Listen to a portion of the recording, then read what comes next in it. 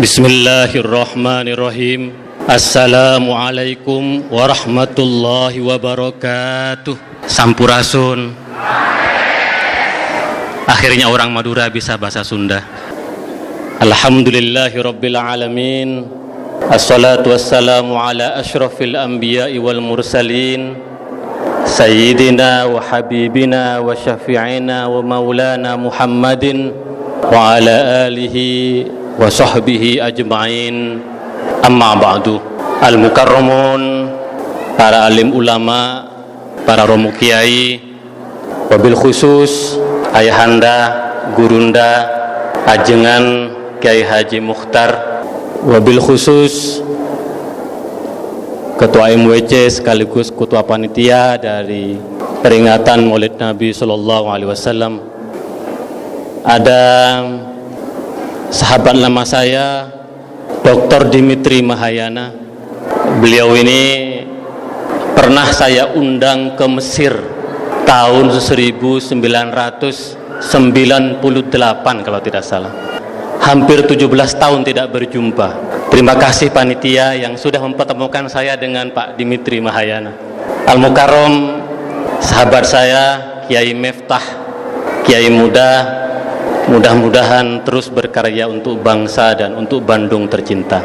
Al-Mukarramun, bapak dan ibu-ibu dan adik-adik sekalian, alhamdulillah pada pagi menjelang siang ini kita bisa bersama-sama merayakan kelahiran Nabi besar Muhammad sallallahu alaihi wasallam, kelahiran orang yang kita cintai bersama, yang kita rindukan bersama. Karena dengan cahaya dan ajarannya kita semua alhamdulillah berada di jalan yang lurus yang disebut dengan as-siratal mustaqim. Saya baru saja datang dari Iran.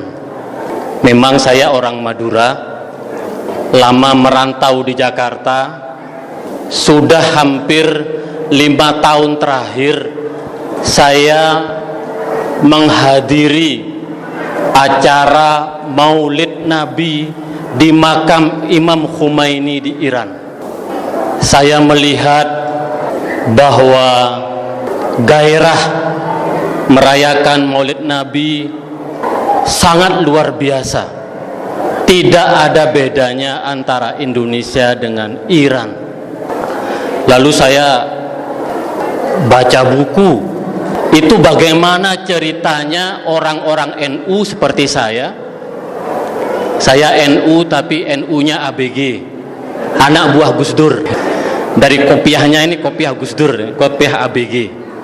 Itu bagaimana ceritanya orang-orang NU setiap tahunnya merayakan Maulid Nabi. Secara ilmiah, setelah dirunut-runut, itu adalah tradisi yang berkembang di Iran. Jadi kalau baca Sunan Wali Songo, baru kita tahu bahwa ulama yang membawa Islam ke Indonesia itu asalnya dari Kazan.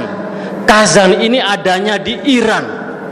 Mereka datang ke Indonesia membawa tradisi Maulid Nabi yang kita rayakan pada hari ini. Jadi sebenarnya orang-orang NU harus berterima kasih kepada orang-orang Islam di Iran yang bermazhab Syiah, karena dengan tradisi mereka merayakan Maulid Nabi, akhirnya kita di Indonesia setiap tahun melaksanakan Maulid Nabi. Maulid Nabi pada hakikatnya adalah bagaimana kita mengumandangkan sholawat kepada baginda Rasulullah Sallallahu Alaihi Wasallam. Tadi Miftah bisik-bisik sama saya. Katanya kalau orang Makassar, saya tidak tahu orang Sunda, kalau orang-orang Bugis merayakan Maulid Nabi dengan telur. Kalau orang-orang Iran lebih romantis, merayakan Maulid Nabi dengan bagi-bagi bunga. Itu artinya bahwa ada spirit di dalam bunga itu, nanti yang akan saya jelaskan dalam ceramah saya. Maulid Nabi adalah bulan sholawat. Nah, pertanyaannya, kenapa kita harus bersolawat? Kenapa kita terus harus mengumandangkan sholawat kepada baginda Rasulullah SAW? Kita mengumandangkan sholawat kepada baginda Rasulullah SAW karena sungguhnya Allah dan malaikatnya bersolawat kepada baginda Rasulullah SAW. Di dalam Al-Quran disebutkan, innallaha wa malaikatahu yusholluna 'alan nabi ya ayyuhalladzina amanu shollu 'alaihi wa sallimu taslima. Shalli 'ala Muhammad wa ali Muhammad. Sesungguhnya Allah dan malaikatnya bersalawat kepada baginda Rasulullah, maka hendaklah kita bersalawat dengan tulus kepadanya. Oleh karena itu, dari atas mimbar yang sangat sederhana ini, marilah kita bersama-sama bersolawat. Salatullah, salamullah, ala Taha Rasulillah.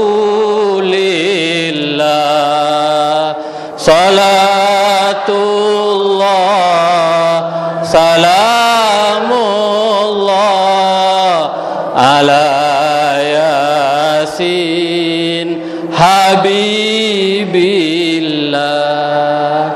Bulan Rabiul Awal adalah bulan Maulid Nabi. Maka perbanyaklah sholawat ketika berangkat bekerja, ketika hendak melaksanakan tugas, ketika mau nyetir naik sepeda motor. Mari kita jadikan bulan Rabiul Awal ini sebagai bulan sholawat. Al-Mukarramun, Bapak, Ibu dan adik-adik sekalian, kenapa kita bersolawat? Ada apa di balik solawat? Kita bersolawat karena baginda Rasulullah mengajarkan kepada kita pentingnya kasih, pentingnya cinta, pentingnya perdamaian, pentingnya titik temu, pentingnya dialog. Di dalam Al-Quran disebutkan, wa ma arsalnaka illa rahmatan lil alamin. Sesungguhnya kami tidak mengutus kamu, wahai Muhammad, kecuali hanya sebagai rahmat. Ini biasanya orang-orang pesantren, siswa-siswa dari Mutahari pasti tahu. Kalau ada kalimat ma dilanjutkan dengan illa, wa ma arsalnaka illa, itu artinya lil wujub, wajib hukumnya. Barang siapa yang mengaku umat Rasulullah sallallahu alaihi wasallam, wajib hukumnya menebar kasih. Sama dengan sholat, sama dengan syahadat, sama dengan zakat, sama dengan puasa, sama dengan haji. Bahkan kalau dibolak-balik, hakikat dari rukun Islam dan rukun iman itu adalah rahmat, adalah kasih. Karena itu berbahagialah yang punya nama Rahmat seperti Miftah. Miftah Rahmat, Jalaluddin Rahmat. Jadi kasih itu wajib. Ini catat. Jadi kalau ada umat Islam yang suka mengganggu umat Islam yang lain, berarti bukan umat Rasulullah sallallahu alaihi wasallam.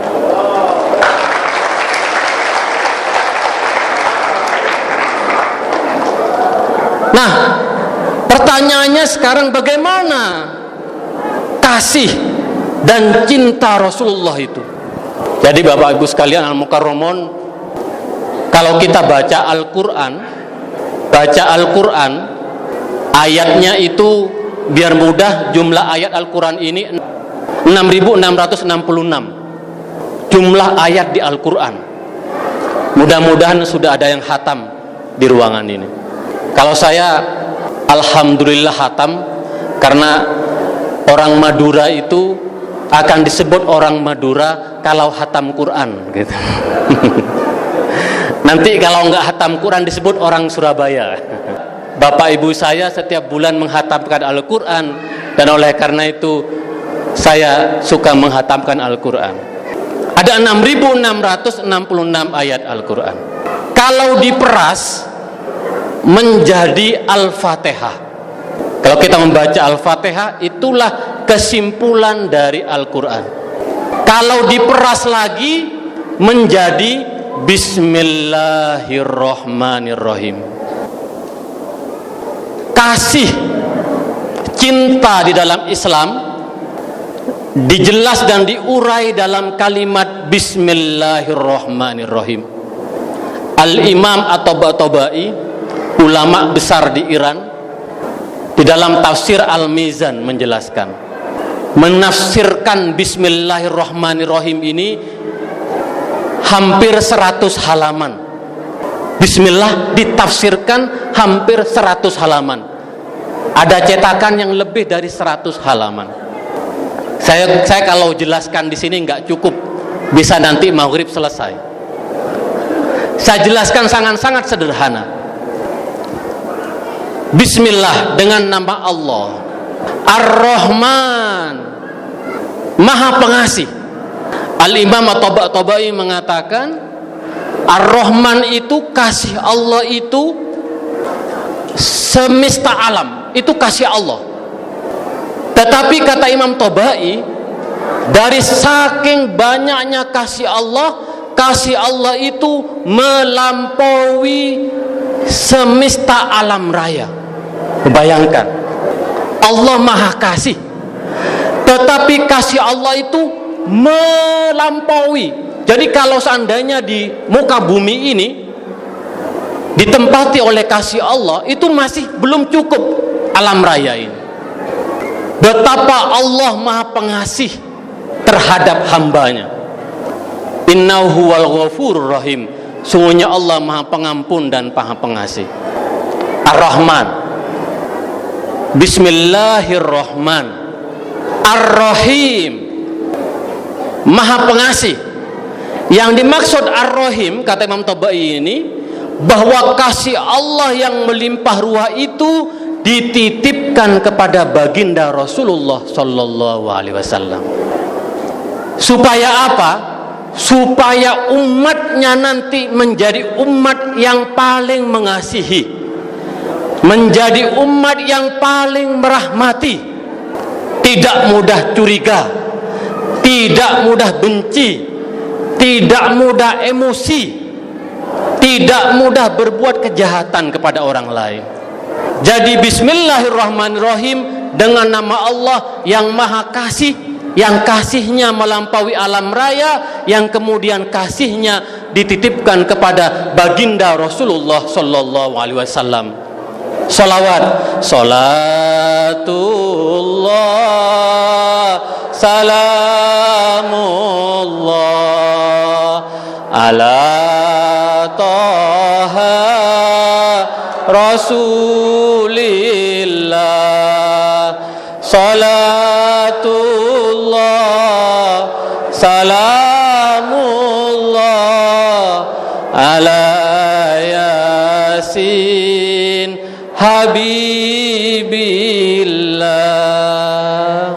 Jadi Rasulullah dititipkan kasih oleh Allah untuk disebarkan, untuk dipancarkan kepada umatnya. Maka kita umat Rasulullah adalah umat yang menebarkan kasih. Dan saya hakul yakin bahwa yang hadir ke acara Maulid Nabi ini dari segenap majelis taklim, di dalam hatinya ada benih-benih kasih. Bagi mereka yang masih belum ada benih-benih kasih, mudah-mudahan secepatnya ditanamkan dalam dirinya benih-benih kasih. Jadi ibu-ibu, bapak-bapak, adik-adik sekalian, marilah kita hidupkan peradaban bismillah. Peradaban bismillah ini kita hidupkan, kita sebarkan ke seluruh kerabat kita, handai tolan kita, saudara-saudara kita, sehingga ada kasih di antara kita. Bagaimana kasih Rasulullah? Kasih Rasulullah sangat luar biasa. Di dalam banyak riwayat disebutkan Rasulullah digambarkan sebagai seorang mertua yang sangat luar biasa. Dikisahkan bahwa suatu hari putrinya Siti Fatimah bercekcok dengan suaminya, yaitu Imam Ali karamallahu wajhah. Ibu-ibu yang sudah suami istri, kalau cekcok jangan terlalu serius. Siti Fatimah dan suaminya pernah bercekcok. Ini dikisahkan dalam Sahih Bukhari dan Sahih Muslim. Siti Fatimah dan Imam Ali bercekcok. Rasulullah masuk ke dalam rumah Siti Fatimah dan bertanya kepada Fatimah, "Wahai Fatimah, di manakah anak pamanmu? Di manakah Imam Ali? Wahai Fatimah." Fatimah sebagai putri yang taat kepada bapaknya, kepada baginda Rasulullah, dengan jujur mengatakan, "Saya baru saja bersilang pendapat dengan suami saya, wahai ayahku." Kemudian Rasulullah keluar dan bertanya kepada para sahabat, "Di manakah Ali sekarang berada?" Mengatakan, "Wahai Rasulullah, Imam Ali sedang istirahat di dalam masjid." Ketika Nabi datang dan melihat Imam Ali beristirahat dengan nyenyak, dengan terlelap luar biasa, jubahnya melorot, lalu kemudian Nabi mendatangi Imam Ali dan menutup jubahnya kembali, lalu membangunkannya, "Wahai Ali, bangunlah." Dan kemudian berbicara, bercanda gurau, bersanda gurau dengan Imam Ali, berbincang-bincang dengan Imam Ali. Itulah Rasulullah, mertua yang sangat luar biasa. Kalau kita biasanya, kalau sama besan, ketika melihat anaknya bertengkar, berpihak kepada anaknya. Tetapi baginda Rasulullah sebagai mertua, dia tidak memarahi Imam Ali. Dia justru memperlakukan Imam Ali dengan sangat luar biasa, mengajaknya berbicara, bercanda dengannya. Itulah akhlak baginda Rasulullah sallallahu alaihi wasallam. Mari kita bersolawat. Salatullah, salamullah ala taha rasulillah. Salatullah, salamullah ala yasin Habibillah. Al-Mukarramun, Bapak, Ibu, dan adik sekalian, pada suatu hari Rasulullah berjalan bergandengan tangan dengan Siti Aisyah. Jadi kalau ada yang Bapak Ibu sudah lama tidak gandengan, setelah pulang dari Maulid Nabi, bergandenganlah kembali, karena Rasulullah adalah sosok yang romantis. Kalau berjalan dengan istrinya, dia selalu memegang tangan istrinya. Pada suatu hari Rasulullah berjalan dengan Siti Aisyah. Datanglah orang-orang Yahudi, dan orang-orang Yahudi di Madinah berkata kepada Rasulullah, "Assalamu alayka ya Rasulullah." Laknat bagimu wahai Rasulullah. Kita tahu bahwa ketika Rasulullah hijrah ke Madinah, Rasulullah menjadi idola orang-orang Madinah. Kita tahu mayoritas orang-orang Madinah adalah orang-orang Yahudi. Popularitas orang Madinah sejak kedatangan Nabi menurun. Popularitas orang Yahudi di Madinah sejak kedatangan Nabi menurun. Orang-orang Yahudi, orang-orang Kristen, semuanya cinta kepada Rasulullah. Ketika orang Yahudi berjumpa dengan Nabi, mereka berkata, "Assalamu alayka ya Rasulullah." Laknat bagi kamu wahai Rasulullah. Siti Aisyah sebagai istri, naluri istri, apalagi istri Rasulullah, Siti Aisyah membalas, "Laknatullah alaik ya Yahudi." Laknat juga bagi kamu wahai Yahudi. Rasulullah dengan sabar menepuk pundak Aisyah, lalu berkata, "Ya Aisyah, alaiki birrifqi bil umuri kulliha." Wahai Aisyah, apa yang kamu ucapkan kepada Yahudi tidak pantas.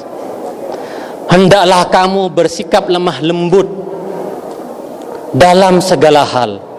Balaslah air tuba dengan air susu. Balaslah kata-kata keras dengan kata-kata lembut. Pada suatu hari, jenazah orang Yahudi lewat di depan baginda Rasulullah. Rasulullah berhenti di depan jenazah sembali berdoa. Para sahabat juga protes. Rasulullah, kenapa Rasulullah menghormati dan mendoakan jenazah orang Yahudi? Rasulullah berkata kepada para sahabat, "Alaisat hiya nafsan?" Bukankah orang Yahudi itu juga manusia? Kenapa? Karena perbedaan agama kita tidak menghormati dia. Itulah akhlak baginda Rasulullah. Tidak hanya mencintai sahabatnya, tidak hanya mencintai umatnya, tetapi juga mencintai para musuh-musuhnya. Marilah kita bersolawat kepada Rasulullah. Salatullah, salamullah ala Taha Rasulillah. Salatullah, salamullah ala Yasin Habibillah. Pada suatu hari datanglah seseorang kepada Nabi yang mengaku bahwa telah berhubungan suami istri di bulan puasa. Tahu hukumnya apa?